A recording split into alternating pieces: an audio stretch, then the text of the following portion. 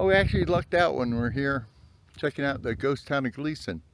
Found out there's a museum here inside the Gleason jail, and we got a tour of it. Want to give a big shout out to Troy for telling us all about it, and hope you enjoy the video. Well, let's take a look over there to the right. That building with the columns right there, that's the old school. It was built in 1918 and closed in 1945. Okay. There's going to be a certain theme with this place.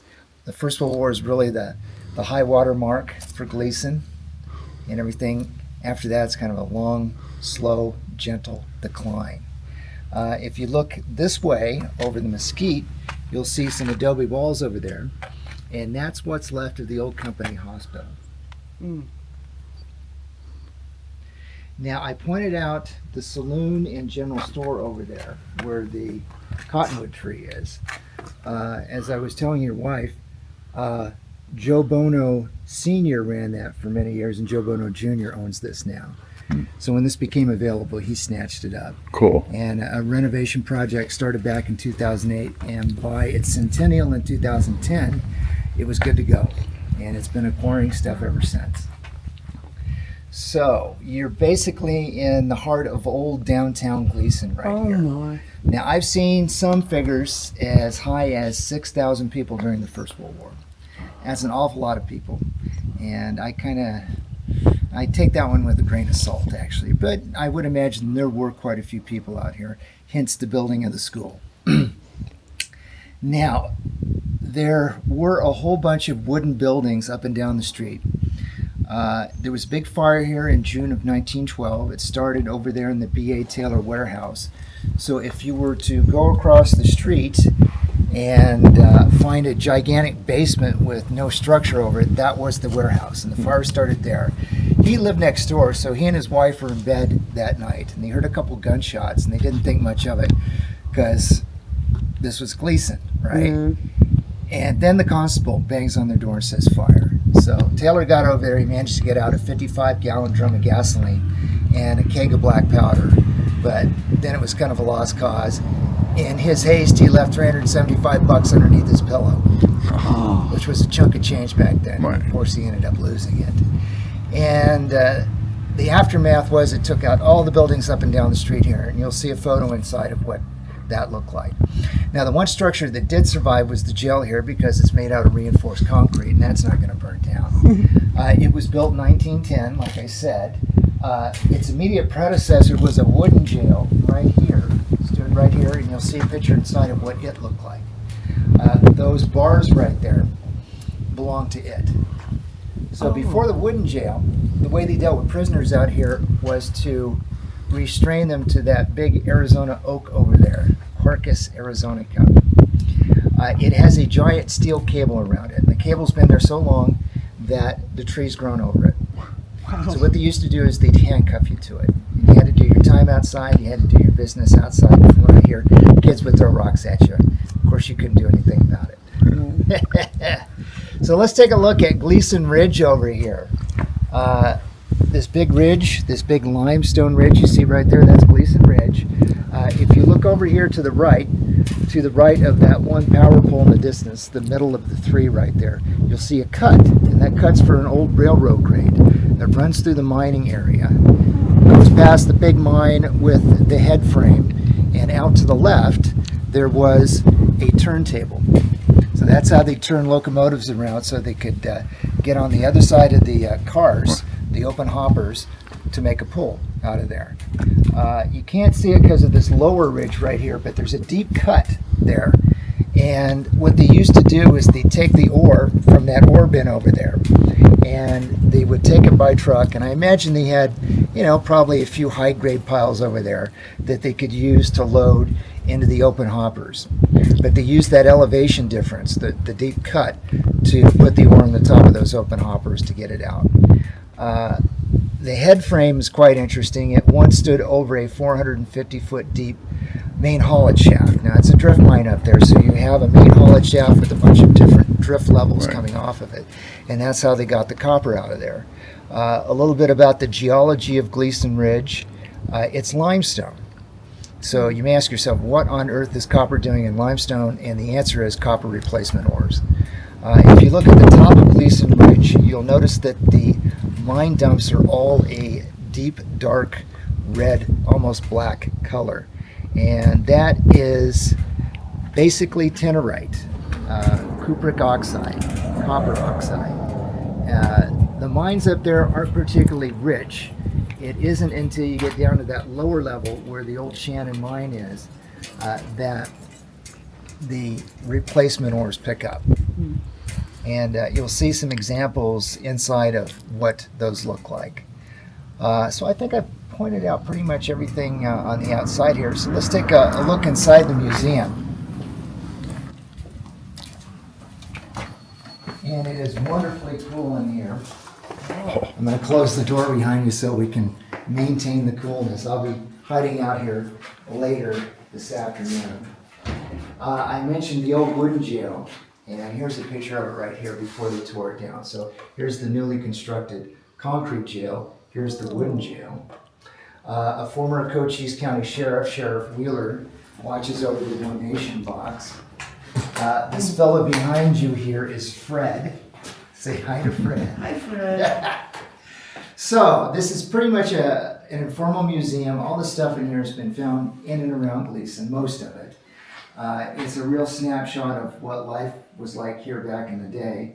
The poster there has some wonderful pictures, and I'll put it up on the chair so you can see it. So here's what the school looked like across the street there. And you notice it's 2 stories, but that first floor is half above ground, half below ground.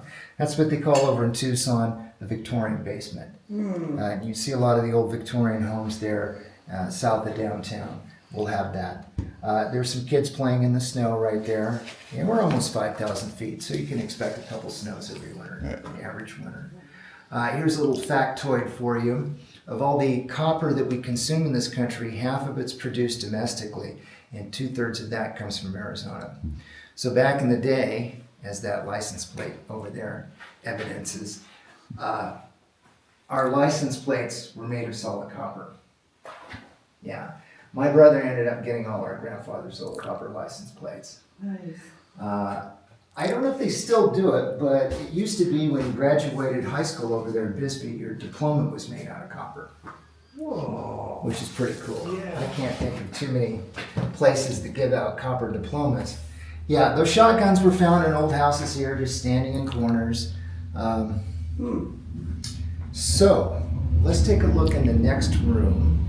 Oh, by the way, I didn't give you all the history of Gleason. This place actually started out as Turquoise in 1877, and this is still the old Turquoise mining district. And as a matter of fact, on the other side of Gleeson Ridge over there are turquoise mines, the oldest of which the Indians worked. And then later on, Tiffany and Company out of New York acquired one of the mines, and that's how they sourced their turquoise, excuse me, for many years. And there's a fellow over there. I have some of his pamphlets around here someplace. I have to dig them up. His name's Mike Oster, and he owns those mines over there, and he has an interesting business model. It's basically pay to high grade. You can go over there and high grade the old mine dumps and pick up pieces of turquoise. And so you make an appointment, pay a fee, and then you're good to go. And I think if you were good at it, you had a good eye, you'd probably come out ahead on it. So yeah, let's take a look in the next room over here. After you know. To your left is what I like to call the mining corner. And I always ask people what this weird object here is. Any idea? Besides a potential tetanus shot? Something for candles. Exactly. It's an old miner's candle holder. So what you would do is you would take the pointy end, stick it into one of the ribs or into a timber, right? And you got this handy dandy spot right here for a candle, and this wonderful hook to hang anything you want it off of. Now I mentioned the copper replacement ores up there on the hill, and there's a good example right there. That's chrysocolla. Now when they started these mines way back when, late 1870s, early 1880s, all the work underground was done by candlelight and all the drilling was done by hand.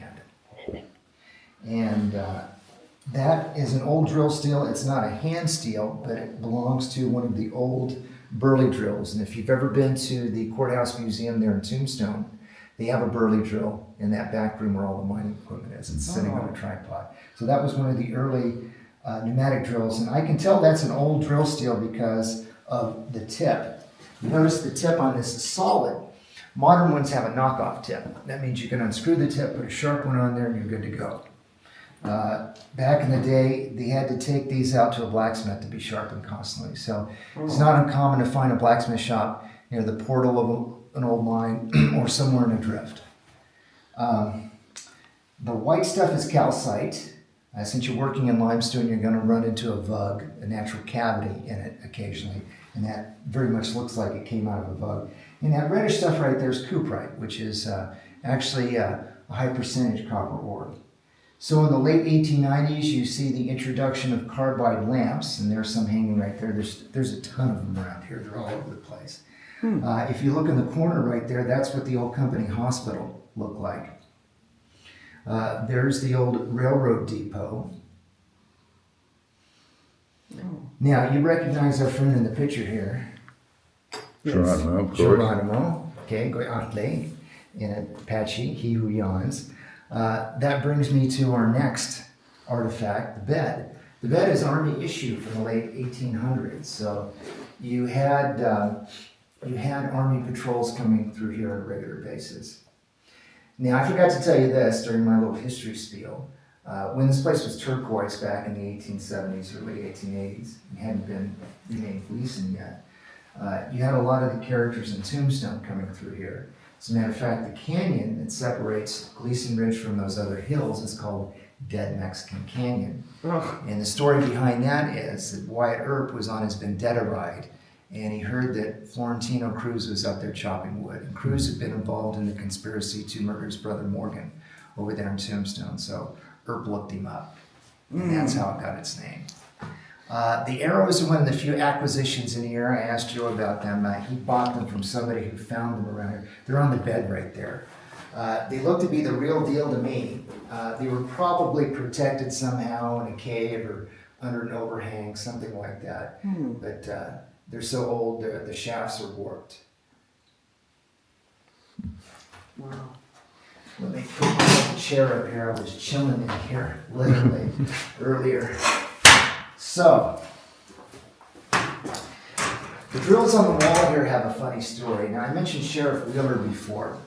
So it's Prohibition, and Wheeler's out with a deputy, and they ended up chasing a Buick. The guy in the Buick turns it over, runs off. They couldn't catch him. But they looked inside and they found 2 barrels of whiskey.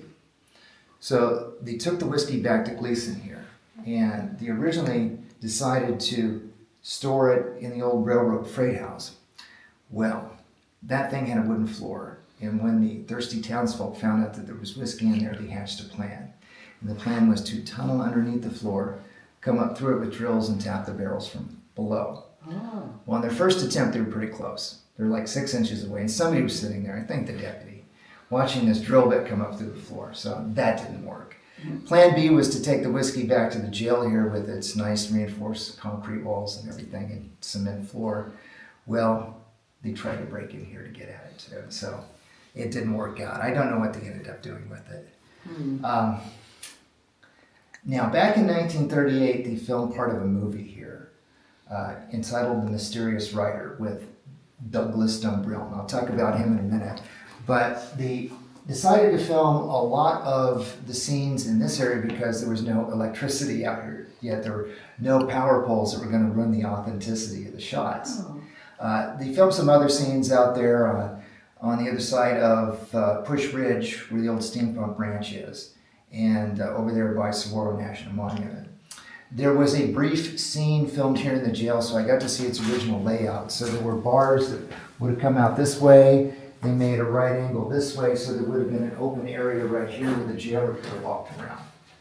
And of course, there would have been another potbelly stove right here on this side to warm the place up. People sometimes ask about these little alcoves. Well, that's where there were cans and you could do your business back there.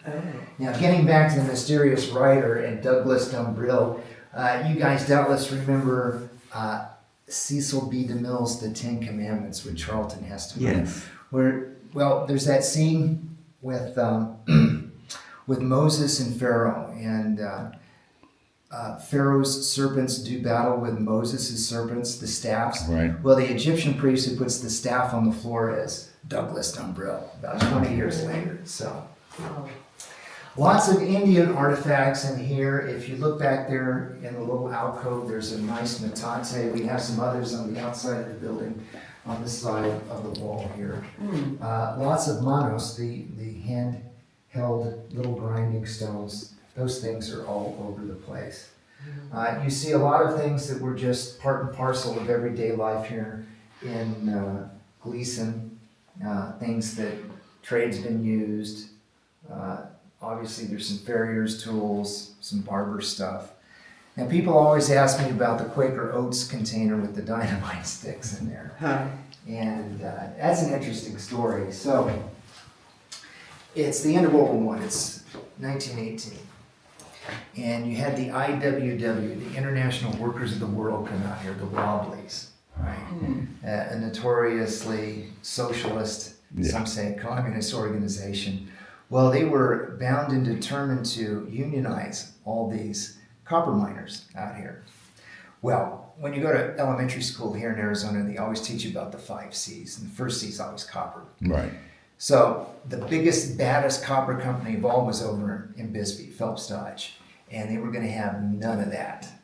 And they formed a private army of Pinkertons and other people, and they literally at gunpoint forced these striking miners onto boxcars and left them in the middle of BF, New Mexico. And that's known as the Bisbee deportation. Well, the Wobblies weren't above a little terrorism and retaliation, so they ended up setting off bombs in various areas. And there was one found out here, it didn't go off, but it was, the dynamite was in a Quaker Oats container, which I find deliciously ironic, considering how pacifistic the Quakers are, right? Right. So there is a wonderful panoramic picture of Bisbee back in the day. That's the Lavender Pit back in 1957. Of course, it's much deeper and much more purple now. Now, if you guys have any questions about anything, and I could literally spend hours on all the different things in here, just ask me. And I'll either give you a straight answer or give you a very convincing lie. I mentioned the fire earlier. There's a picture of the aftermath of the fire over here. Take this little dude off so you can take a look at it. So that's what downtown Gleason looked like the morning after. Not much left there. I believe that's, yeah, I think that may be the jail there. I can't tell.